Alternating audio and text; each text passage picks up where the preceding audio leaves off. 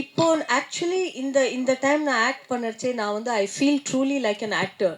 ஏன்னு கேட்டிங்கன்னா அந்த காலத்தில் வந்து அஃப்கோர்ஸ் நல்ல சீன்ஸ் இருந்தது, நல்ல நல்ல ரோல்ஸ் கிடச்சிது, நிறைய சாங்ஸ் அண்ட் டான்ஸ் பண்ணியிருக்கேன்.